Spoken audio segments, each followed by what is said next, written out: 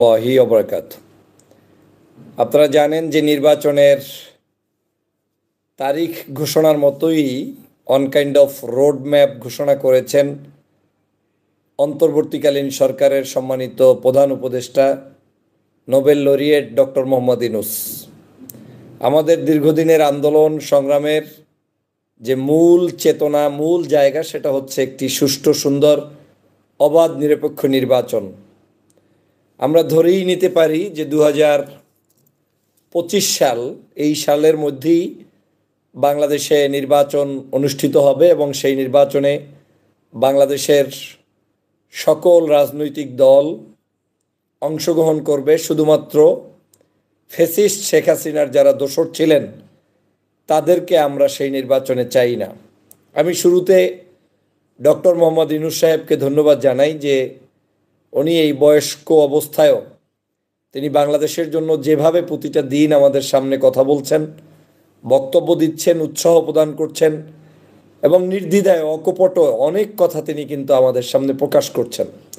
আজকে তার বক্তব্যে অনেকগুলো দিক আমরা উল্লেখযোগ্যভাবে পাই। তার মধ্যে একটা পয়েন্ট হচ্ছে নির্বাচন, দ্বিতীয় পয়েন্ট হচ্ছে বিচার ব্যবস্থা, যাদেরকে খুন করা হয়েছে, গুম করা হয়েছে এবং বিগত দিনের সকল অপরাধের বিচার, তৃতীয় হচ্ছে বাংলাদেশের ঋণ পরিশোধ কিভাবে করলেন, রেমিট্যান্স যোদ্ধাদের টাকা পয়সার প্রশংসা, সার্বিক সব কিছু মিলে এবং সাংবিধানিক যে সংস্কার সহ বাংলাদেশের যে সকল সংস্কার অত্যন্ত গুরুত্বপূর্ণ, এই সব বিষয়ই আমরা তার থেকে একটা ক্লিয়ার ধারণা পেয়েছি। আমি আগে এই সরকারের সকল উপদেষ্টার প্রতি একটা বিশ্বাস চরম মাত্রার বেশি ছিল। আমি যদিও এটার উপরে নতুন ভিডিও বানাবো, ভয়ের কোনো কারণ নাই। ভিডিওগুলো হবে সত্য, বস্তুনিষ্ঠ, যেটা জনগণের কল্যাণ হবে। আমি আজকে সচিবালয়ে যাওয়ার কারণে আমার শুধুমাত্র ডক্টর মোহাম্মদ ইউনূস সাহেব ছাড়া খুব একটা কারো উপরে আমি আর বিশ্বাস রাখার মতো পরিস্থিতি নাই। কারণ ডক্টর মোহাম্মদ ইউনূসকেই দেখছি বয়সের ভারেও তিনি তার হিতাহিত অবস্থানটা হারিয়ে যাচ্ছে না। তিনি তার ডেস্টিনেশন ঠিক করতে পেরেছেন এবং তিনি এখনও কিন্তু নির্বাচনের পক্ষে, জনগণের অধিকারের পক্ষে এবং নির্বাচন করার জন্য তিনি চেষ্টা চালিয়ে যাচ্ছেন। আমার কাছে মনে হচ্ছে ভিতরে ভিতরে দুই একজন না, মানে কিছু সংখ্যক লোক যারা তার ব্যক্তিগত কোনো স্বার্থে, ব্যক্তিগত কোনো উদ্দেশ্যে কিংবা জীবনে যারা গাড়িতে চড়ে নাই, পুলিশ পিক আপ নিয়ে কেউ তাদেরকে ডাকে নাই, রাস্তা থেকে হঠাৎ করে একটা বড় ধরনের বাসাবাড়ি পেলে মানুষ যেমন অস্থির হয়ে যায় পাওয়ার জন্য, আমার কাছে মনে হচ্ছে কিছু কিছু ব্যক্তি যারা নিজেরাও তো বলে যে আমাদের এই নাই সেই নাই, জীবনে এইভাবে সিম্পলি চলি, তো সিম্পল মানুষগুলো যখন বড় কিছু পেয়ে যায়, আমার কাছে মনে হচ্ছে তারা এই নির্বাচন কিংবা বাংলাদেশের যে কোনো কিছুতে একটু লম্বা সময় নেওয়ার জন্য উদ্গ্রীব। এটা তাদের একটা পরিকল্পনা এবং আমার কাছে মনে হয়েছে কিছু কিছু ব্যক্তি স্বার্থ থাকতে পারে, কিন্তু ডক্টর মোহাম্মদ ইউনূসের সেটা নাই।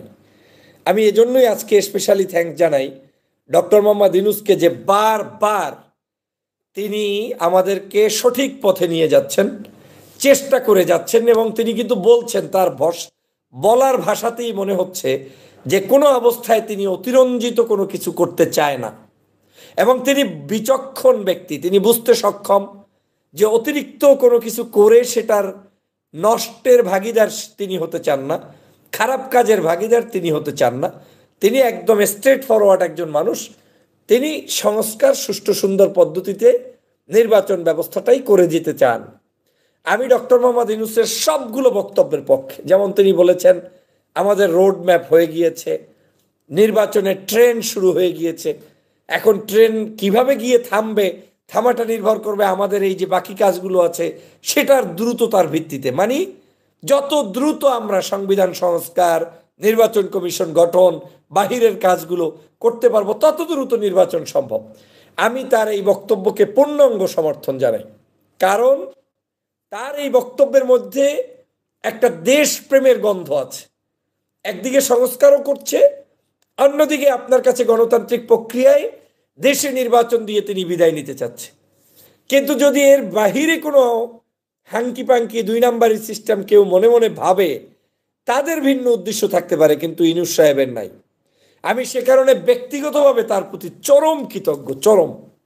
আমি তার সাথে যখন দেখা হয়েছে, বাংলাদেশে যদিও এখন পর্যন্ত হয়নি, বা আমি এখনো চেষ্টাও করিনি, তার সাথে মালয়েশিয়াতে যখন দেখা হয়েছে, তখনই বুঝতে পেরেছি এই সকল মানুষ দ্বারাই, এবং এরা যে নোবেল লরিয়েট হয়েছে এমনি এমনি হয় নাই। ব্যক্তিগত অভিজ্ঞতা থেকে বলছি, কতটা সফট, কতটা ভদ্র, কতটা সজ্জন। তিনি আমার পক্ষ থেকে ক্রেস্ট অ্যাকসেপ্ট করলেন, ফুল দিলাম অ্যাকসেপ্ট করলেন, বাই নেম আমাকে ডাকলেন, ফুলটা রিটার্ন দিয়ে আমার বাচ্চাকে উপহার দিলেন। 3 থেকে 4 জায়গায় ছবি তুললাম একত্রে, কোনো বিরক্তের ছাপ নাই, বরং ওই দেশের প্রোটোকল তাকে বারবার বলছে এত মেশাতে, উনি বলছে না, ওরা আমার লোক, ওদের সাথে আমার কথা বলতে হবে, দেখা করতে হবে, মিশতে হবে। তো বিদেশের বাড়িতে তিনি করেছেন, সে কারণে আমার তার প্রতি একটা আলাদা বিশ্বাস তৈরি হওয়া আছে যে এই লোক ওই আপনাদের মতো আমাদের মতো কোনো কুটচিন্তা করে, মানে আমাদের মতো বলতে আমাদের মধ্যেই তো কুটচিন্তার মানুষরা লুকায়িত, আমি কাউকে সরাসরি মিন করছি না, আমাকেও না আপনাদেরকেও না। তো সেই কুটচিন্তার মতো মানসিকতা তার মধ্যে নাই। তিনি যে কোনো মূল্যে সংস্কার করে একটা অবাধ নিরপেক্ষ নির্বাচন দিয়ে তিনি এই জাতির কাছে নির্বাচনের দায়ভার ছেড়ে দিয়ে তারপরে তিনি সসম্মানে বিদায় নিতে চান। এবং আমিও চাই যে এই দেশে, আমি আপনাদেরকে খুব, হয়তো অনেকের কাছে মনে হতে পারে যে ভাইয়া আপনি কেন নির্বাচন এবং বিশেষ বিষয় নিয়ে ইদানিং কথা বলা শুরু করতে চাচ্ছেন। আপনারা হয়তো আমার কথার টোনে বুঝবেন, আপকামিং কিছু ভিডিও বক্তব্য আসবে যেগুলো বাস্তবতার নিরিখে আমার কাছে কিছু পরিবর্তন রাষ্ট্র ব্যবস্থা মনে হয়েছে। সে কারণে এগুলো, কারণ হচ্ছে আমি যদি সত্য কথা না বলি তাহলে আপনাকে কেউ বলবে না, এবং আপনাকে যদি কেউ না বলে তাহলে আপনি বুঝবেন না। আমরা ঘোরের ভিতরে আছি, আমাদের ভিতরে একটা আবেগ কাজ করতেছে, সব আবেগ ধ্বংস হয়ে গিয়েছে, কোনো আবেগ আর নাই, কারো মধ্যে কোনো আবেগ নাই। আমি সচিবালয়ে আজকে ঘুরে এসে যেটা প্রমাণ পেলাম, এদেশে এখন আর ওই শহীদ মৃত্যুগুলো যা হয়েছে, মানুষগুলো মারা গিয়েছে, বিপ্লবের সরকারের চেতনা কিচ্ছু নাই, কিচ্ছু নাই। তো শুধু শুধু আমার যে বিপ্লবই নাই, সেই বিপ্লব নিয়ে আমাকে খামাখা আপনাকে সময় নষ্ট করে কি লাভটা হবে বলেন। বরং দেশে যদি যত দ্রুত সম্ভব অবাধ নিরপেক্ষ একটি নির্বাচন প্রক্রিয়ার মধ্য দিয়ে স্ট্রং কোনো গভর্নমেন্ট দ্রুত ফর্ম করতে পারে, সেটা আমার কাছে মনে হচ্ছে রাষ্ট্রের জন্য কল্যাণ হওয়ার সম্ভাবনা আছে। কারণ এদের কার্যক্রম দেখেছি, কোনো কার্যক্রমের মধ্যে কোনো সমন্বয় নাই, কাজের কোনো গতি নাই, ব্যবহার ঠিক নাই, কার্যক্রমের মধ্যে কোনো ধরনের মানে দেশ প্রেম নিয়ে যে অস্থিরতা সেটা নাই। আমি মানে সমালোচক ভিডিও বানাই না বিদায় আমার বলতে খুব বিরক্ত লাগে, কিন্তু আপনারা তো শুনতে চান। আমি এ নিয়ে কথা বলবো, আরও ভাববো, ধীরে ধীরে বলবো। আমি সব কিছু আমার মাথায় নিয়ে এসেছি, আমি দেশের জন্য কথা বলি যেহেতু, অতএব আমি আর কোনোভাবে এই দেশের জন্য কথা বলতে হলে আমি কাউকে অতিরিক্ত কোনোভাবে প্রিভিলেজ দেওয়ার কোনো সুযোগ নেই। কারণ হচ্ছে বাংলাদেশকে আগে বাঁচাতে হবে, এই দেশের মানুষকে বাঁচাতে হবে। এই যে আমাদের দেশে সারা দিন আমার ভাইয়েরা এত চিল্লাচিল্লি করতেছে যে উপদেষ্টা পরিষদ ঠিক করেন, আচ্ছা কারো কোনো ঘুম ভাঙছে? এই যে আপনার একজন উপদেষ্টাকে নিয়ে বিতর্কিত মন্তব্য সারা বাংলাদেশে চলছে, কারো কোনো এ নিয়ে কোনো খবর আছে? কেউ কোনো এ নিয়ে একটাবার মানে গুরুত্ব দিয়ে শুনছে না। এই হচ্ছে অবস্থা। আপনি চাচ্ছেন না, জোর করে আপনাকে চাপিয়ে দেওয়া হচ্ছে, অথচ আবার তারাই আমাদের কাছ থেকে দাবি করবে যে আমরা জনতার সরকার, আমরা এই দেশের সরকার, আমরা জনগণের সমর্থনে এসেছি। হ্যাঁ, জনগণ সমর্থন দিয়ে বসিয়েছি, কিন্তু এই মানে এই নয় যে জনগণের সমর্থনকে উপেক্ষা করে কোনো কার্যক্রম এই সরকার করতে পারে না। কিন্তু আজ তাই হচ্ছে।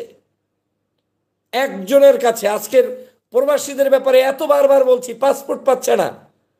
আমার বিদেশি বন্ধুরা প্রত্যেকটা এম্বাসিতে পাসপোর্টের প্রবলেমে ভুগছে। তাদের এই যে 1 বছর 6 মাসের অধিক সময় পাসপোর্ট বন্ধ, মানে আওয়ামী লীগের আমল থেকেই পাসপোর্ট পাচ্ছে না। সেই পাসপোর্টগুলো নিয়ে এখন পর্যন্ত কোনো সমাধান নাই। আপনি প্রবাসী কল্যাণ মন্ত্রী বানান, উপদেষ্টা নিয়োগ দেন, বারবার এই যে ফেসবুক বলে সাগর ভাইকে ইদানিং দেখলাম প্রতিদিন নিউজ দিচ্ছে যে ভাই প্রবাসীদের নিয়ে কিছু করেন, প্রবাসীদের নিয়ে কিছু করেন, কোনো খবর নাই। প্রবাসীরা হাউতাসের মধ্যে থাকবে। তো এভাবে তো চলতে দেয়া যাবে না। এভাবে চললে ক্ষতিগ্রস্ত হবে সমগ্র আমাদের এই মুভমেন্ট এবং জনগণের যে চাহিদা সেটা নষ্ট হয়ে যাবে। একজনের 8-10টা আপনার কি বলে ওটাকে মন্ত্রণালয় নিয়ে বসে আছে, বাহ, আপনার এই মন্ত্রণালয়গুলো দিয়ে আপনি কাজটা কি? আপনি প্রয়োজনে এক একটা মন্ত্রণালয়ের আপনি মন্ত্রী না বানান, আপনি এক একজন রক্ষণ দায়িত্ব দেয় রাজমন্ত্রী বানালে তাতে বা তোমার সমস্যা কি? তোমার টাকা দিয়ে কাউকে বেতন দিবা? বাংলাদেশে আওয়ামী লীগ যদি 50-100 জন মানে লুটেরা মানে 350 এমপি, মহিলা এমপি, মন্ত্রী, কত কিছু ছিল, আজকের সেইগুলো নিয়ে আপনাদের খবর নাই। আপনারা এখন যেভাবেই মানে আমার কাছে মনে হচ্ছে তাতে এই ডক্টর মোহাম্মদ ইউনূসের ফর্মুলাই সঠিক।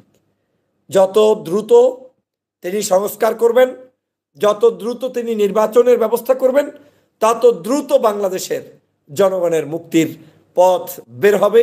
এবং আমার কাছে মনে হচ্ছে এটাই সঠিক, এবং এটা একমাত্র ডক্টর মোহাম্মদ ইউনূস বুঝতে পেরেছে, বাকি কারো মধ্যে এটা নাই। এবং আমার কাছে মনে হচ্ছে ডক্টর মোহাম্মদ ইউনূস সাহেবকে যে কোনো মূল্যে কেউ না কেউ চতুর্দিক থেকে আটকায় রাখছে। তিনি যে সব কিছু স্বাধীনভাবে করবেন তাও হয়তো করতে পারছেন না, তাকেও হয়তো মিসগাইডেড করা হচ্ছে।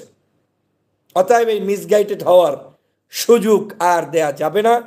সুযোগ নিয়ে যারা আজকের বাংলাদেশে এই ধরনের আমাদের দেশটাকে ভিন্ন জায়গায় নিয়ে যাবে সেরকম সুযোগ দেয়া যাবে না। বাংলাদেশে আপনারা প্রস্তুতি নিন, সংস্কার আমাদের দরকার। আসুন আমরা আমাদের দলের মধ্যে সংস্কার করি, নেতার মধ্যে সংস্কার করি, রাজনীতিতে সংস্কার করি। আপনার মধ্যে কোনো খারাপ কাজ থাকলে সেটাকে পরিহার করি। আমরা আমাদের সংস্কার যদি সঠিকভাবে করতে পারি, জনগণ আমাদেরকে চয়েস করবে, সে যে পার্টি হন। আমি একটা পার্টি পছন্দ করি, এখন আমি যদি ভালো হই আমাকে মানুষ ভালোবাসবে। আবার একই পার্টির যদি আরেকজন ব্যক্তি খারাপ হয় তাকে জনগণ অবজ্ঞা করবে, প্রত্যাখ্যান করবে। এটাই হবে, এটাই হওয়া উচিত।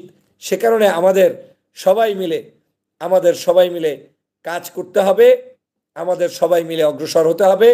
আজকের এই ডক্টর মোহাম্মদ ইউনূসের 3-4টা জায়গায় আমি একটু কথা বলে বক্তব্য শেষ করব। তিনি বলেছেন যে বাংলাদেশের রিজার্ভের উপরে কোনো হাত না দিয়ে তিনি আজকের সমগ্র বাংলাদেশে গত 2 মাসে ঋণ শোধ করেছেন, মানে রিজার্ভ থেকে 1 পয়সাও ধরেন নাই।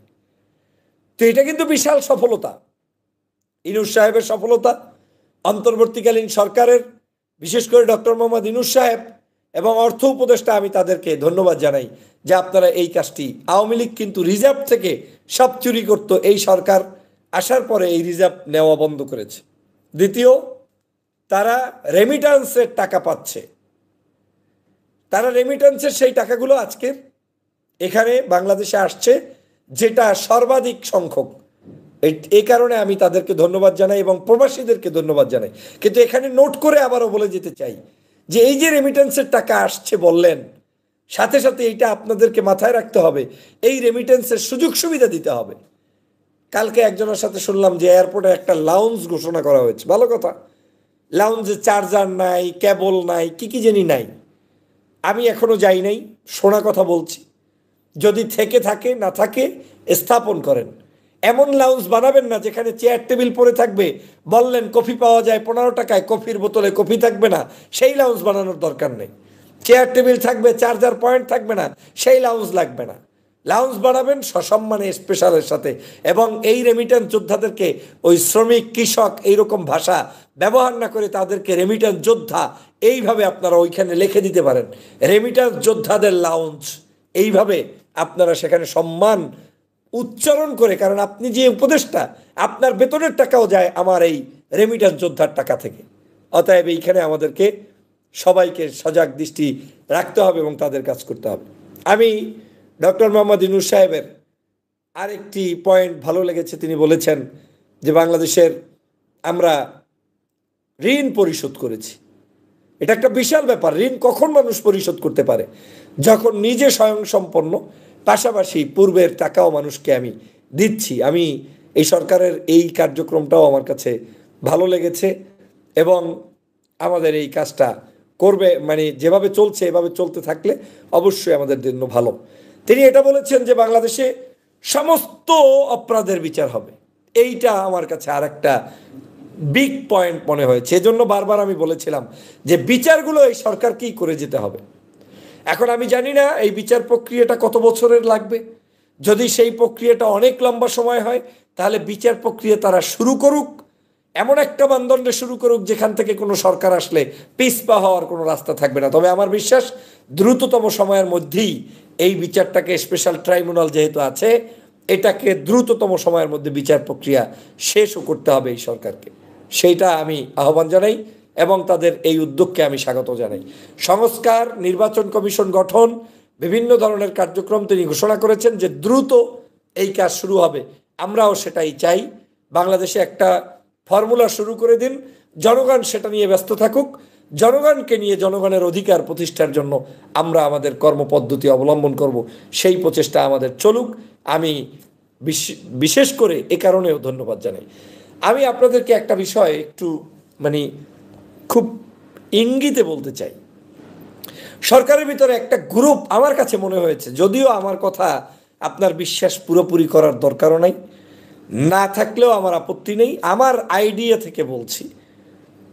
বিষয়টা হয়েছে এমন যে সরকারের মধ্যে কেউ কেউ আপনাকে একটু প্রিভিলেজ দেবে, মানে আপনাকে একটু সুযোগ দিয়ে শুধু আপনার মুখটা বন্ধ রাখার জন্য এই কৌশলটা নেবে। আবারও বলছি, ডক্টর মোহাম্মদ ইউনূসের মধ্যে কুটিলতা নেই, শয়তানি নেই, দুই নম্বরই নেই। তিনি এগুলো চানও না, সহজ সরল মানুষ বসিয়ে দিয়েছে, কাজ চালাচ্ছে। কিন্তু কেউ কেউ এরকম হতে পারে যে আপনাকে একটু সুযোগ দিয়ে আপনার মুখটা বন্ধ করলো, কিংবা আপনাকে একটু সুযোগ দিয়ে আপনার শক্তিটাকে সে ব্যবহার করলো, কিন্তু আলটিমেটলি তার উদ্দেশ্য হচ্ছে ওই শক্তিটাকে এস্টাবলিশ করা না, সাময়িক সময়ের জন্য আপনাকে একটু ব্যবহার করা। আপনারা বুদ্ধিমান যারা বুঝে নেবেন। বাংলাদেশের বড় বড় রাজনৈতিক দলগুলোকে উদ্দেশ্য করে বলছি, এমনও হতে পারে কাউকে না কাউকে আপনাদেরকে এই সরকারের ভিতর থেকে কেউ না কেউ যে কোনো মূল্যে আজকের এইখানে তাদেরকে ব্যবহার করার জন্য সরকার চেষ্টা করে যাচ্ছে। শুধু মুখটা আপনার বন্ধ রাখবে, বন্ধ রাখার পরে কয়েকদিন পরে তার স্বার্থ উদ্ধার হয়ে গেলে তারা তাদের উদ্দেশ্য বাস্তবায়নের জন্য চেষ্টা করবে, এবং তাদের উদ্দেশ্যটা একটা অসৎ উদ্দেশ্য ভিতরে গোরফাক খেতে পারে, যেটা মানুষ বলে, অনেকেই বলছেন যে বিভিন্ন এজেন্সির প্রভাব থাকতে পারে, বিভিন্ন গোয়েন্দা সংস্থার প্রভাব থাকতে পারে, বিদেশি কোনো গোয়েন্দা সংস্থার প্রভাব থাকতে পারে। আমার কাছে কিছুটা জাজ হচ্ছে, মনে হচ্ছে যে এরকম থাকলেও থাকতে পারে। আলটিমেটলি যেই জুলাই বিপ্লবের চেতনা নিয়ে আমরা দেশ গঠন করতে চেয়েছি তার কিছুই হবে না। হ্যাঁ, কিছু সংস্কার হবে।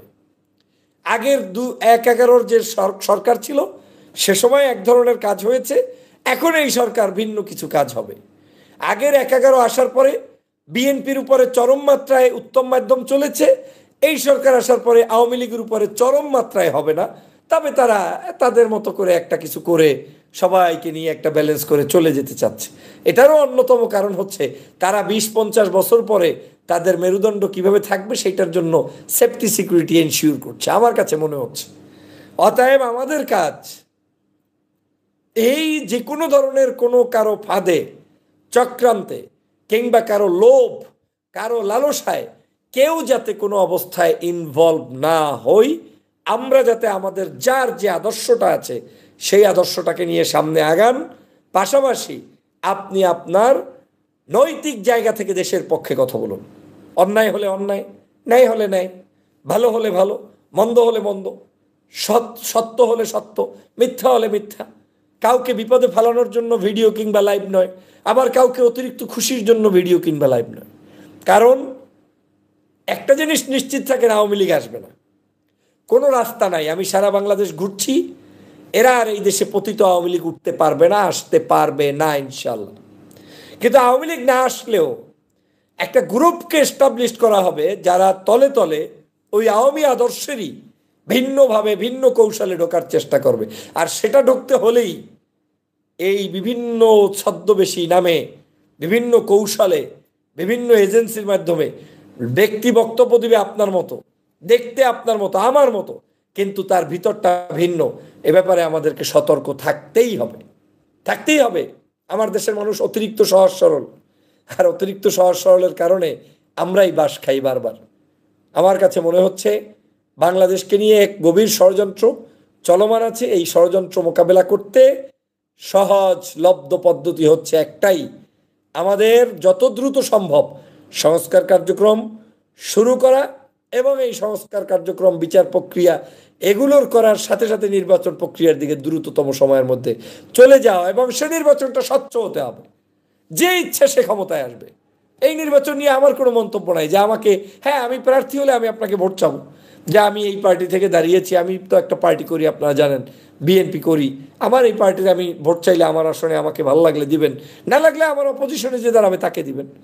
আবার আমি যদি আদৌ কোনো জায়গায় কন্টেস্ট করতে না পারি তা আপনার যাকে ইচ্ছে তাকে দিবেন। কিন্তু আমার স্পষ্ট মত হচ্ছে রাষ্ট্রচিন্তা আমাদের প্রত্যেকের মাথায় নিয়ে আসা উচিত স্বার্থের ঊর্ধ্বে উঠে।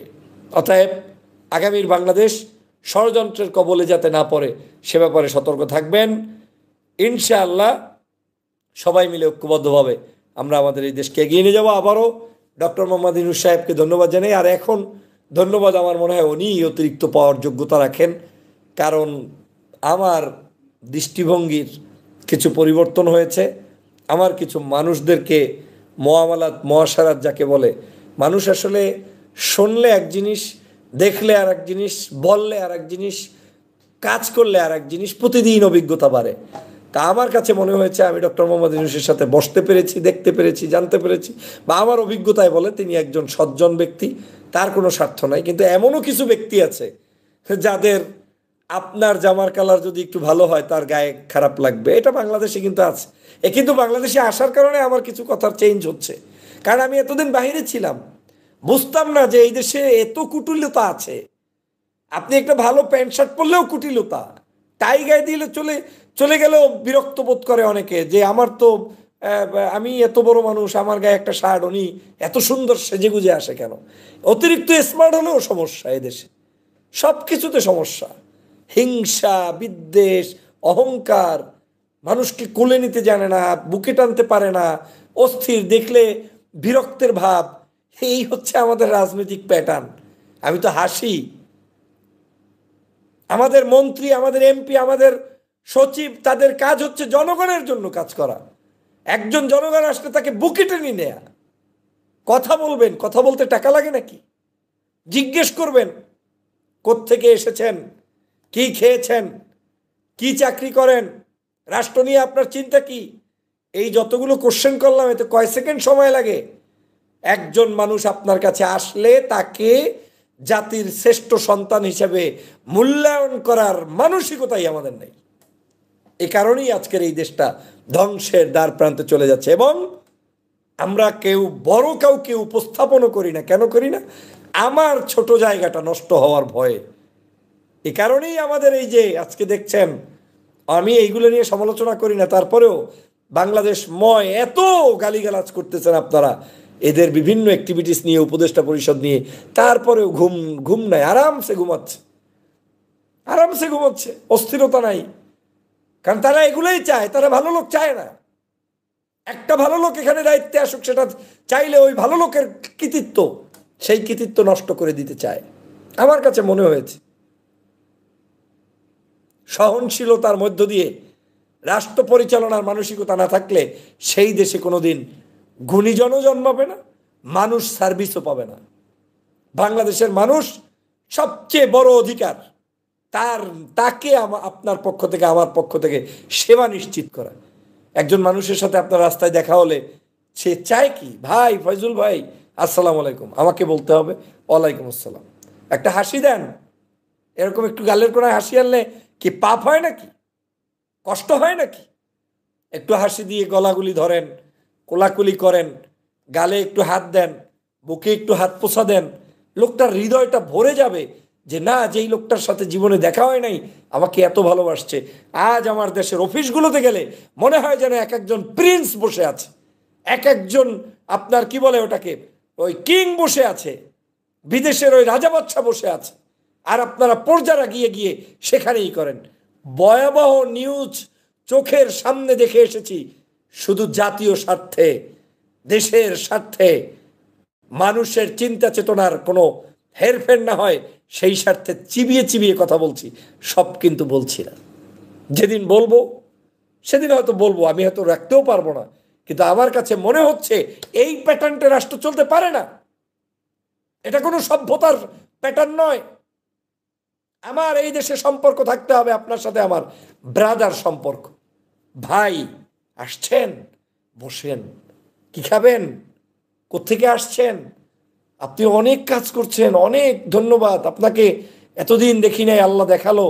This is name call real truth communication. They don't have that. তার চাইতে আমার সমাজের একজন দারোয়ান, একজন পিএস, এপিএস, ছোট ছোট পদে যারা চাকরি করে, তারা অনেক বড় মাপের মানুষ, তারা আপনাকে দিলে বুক জড়াইতে পারে। আর এটাই আমার দেশের বৈষম্য সৃষ্টি করছে। তো কিসের বৈষম্যহীন সমাজ বানাবো আমরা?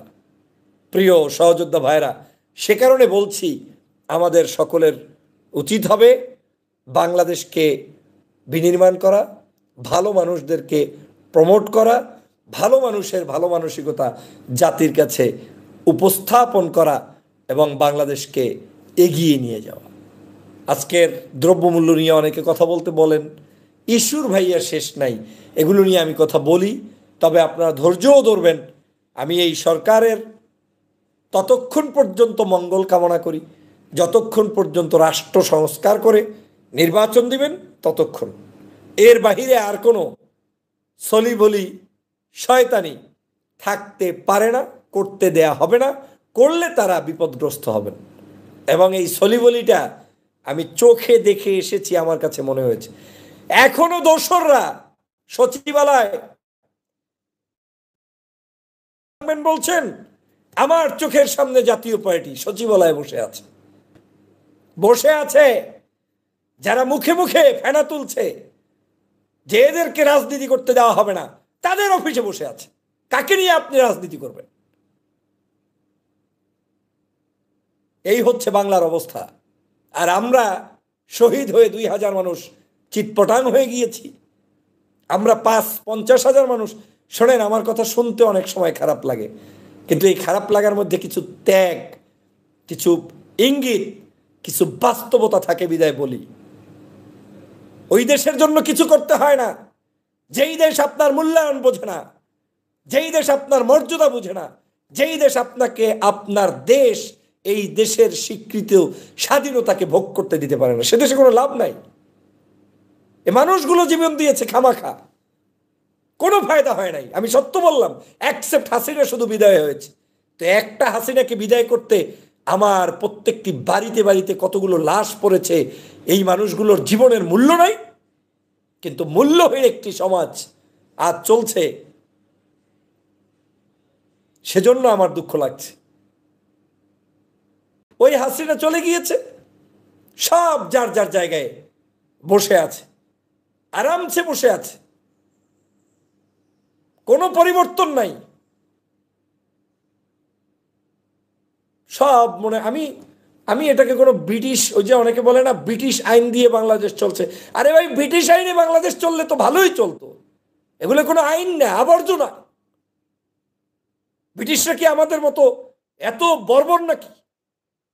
তারা আগে ছিল কেমন ছিল, এখন কি করে, তাদের ব্যবহার দেখেন, সাদা মানুষদের ব্যবহার দেখেন। আমরা কি করছি? কোনো সেট আপ নাই, কিচ্ছু নাই। প্রিয় সহযোদ্ধা ভাইরা, সময় নিয়ে কথা বলবো, হয়তো গভীর রাত হয়েছে, অনেকেই এখন ব্যস্ত আছেন, মনের অনেক কথা, এবং আমি এখন কথা বলবো যা দেখবো তাই বলবো, যা চোখে দেখবো তাই বলবো। অতএব যারা আমার সাথে দেখাও করবেন, সাবধান, ধান্দাবাজি চলবে না বাংলাদেশে। শয়তানির উপর করে রাজনীতি বিক্রি করবা না। দেশটাকে ধ্বংসের হাত থেকে ছাত্র সমাজ রক্ষা করেছে, আবারও এই বাংলাদেশকে আমাদের সবাইকে রক্ষা করতে হবে। কিন্তু কারো জীবনের বিনিময় দিয়ে 2-4 জন মানুষের স্বার্থ হাসিল করতে এই বাংলাদেশে দেওয়া হবে না, ইনশাআল্লাহ। সবাই ভালো থাকবেন, সুস্থ থাকবেন, নির্বাচনের জন্য প্রস্তুতি নিন, যার যা কিছু আছে তাই নিয়ে রাস্তায় থাকুন। এখন থেকে কাজ হবে একদিকে গণতন্ত্র, অন্যদিকে সংস্কার। এই দুইটো প্যাটার্নে আমরা এগিয়ে যাব। যত দ্রুত সম্ভব রাজনীতিবিদদের কাছে রাজনীতি ফিরিয়ে দেব এবং রাজনীতিবিদদেরও রাজনৈতিক চিন্তা আদর্শের পরিবর্তন ঘটাতে হবে, না হয় এদেশের জনগণ আপনাদেরকেও পছন্দ করবে না। সবাই ভালো থাকবেন, সুস্থ থাকবেন। আল্লাহ হাফেজ। আসসালামু আলাইকুম ওয়া রাহমাতুল্লাহি ওয়া বারাকাতুহু।